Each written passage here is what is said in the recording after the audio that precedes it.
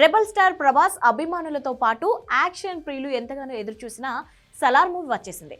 ప్రభాస్ హీరోగా ప్రశాంత్ నీల్ డైరెక్షన్లో రూపొందిన ఈ సినిమా నేడు డిసెంబర్ 22న విడుదలై పాజిటివ్ టాక్ తెచ్చుకుంది. ముఖ్యంగా ఫైట్స్, ప్రభాస్ స్క్రీన్ ప్రెజెన్స్ మెప్పిస్తున్నాయి అంటున్నారు. తమ అభిమాన హీరోని దర్శకుడు ప్రశాంత్ నీల్ చూపించిన తీరుకి రెబల్ స్టార్ ఫ్యాన్స్ ఫిదా అవుతున్నారు. ఇదిలా ఉంటే సోషల్ మీడియాలో అప్పుడే సలార్ ఓటీటీ అప్డేట్స్ కి సంబంధించిన చర్చ నడుస్తోంది. సలార్ డిజిటల్ స్ట్రీమింగ్ రైట్స్ ని నెట్ఫ్లిక్స్ దక్కించుకుంది. ఈ సినిమా స్ట్రీమింగ్ పార్ట్నర్ నెట్ఫ్లిక్స్ అంటూ టైటిల్ కార్డ్స్ లో అధికారికంగా రివీల్ చేశారు. థియేటర్లో విడుదలైన 8 వారాల తర్వాత ఓటీటీలో స్ట్రీమింగ్ చేసేలా మేకర్స్ అగ్రిమెంట్ చేసుకున్నట్లు తెలుస్తోంది. అంటే ఫిబ్రవరి 3వ వారంలో ఈ చిత్రం ఓటీటీలోకి అందుబాటులోకి వచ్చే అవకాశం ఉంది. ఇక శాటిలైట్ పార్ట్నర్ విషయానికి వస్తే ఈ మూవీ మా టీవీలోకి రానుంది. టీవీలోకి ఎప్పుడు వస్తుందనే విషయం కూడా తెలీదు. కేవలం ప్రభాస్, ప్రశాంత్ నీల్ స్టామినాపై నమ్మకంతో సలార్ బృందం ప్రమోషన్లు కూడా చేయలేదు. ఎటువంటి ప్రమోషన్లు లేకపోయినా ప్రీ బుకింగ్స్ విషయంలో సలార్ దూసుకుపోయింది.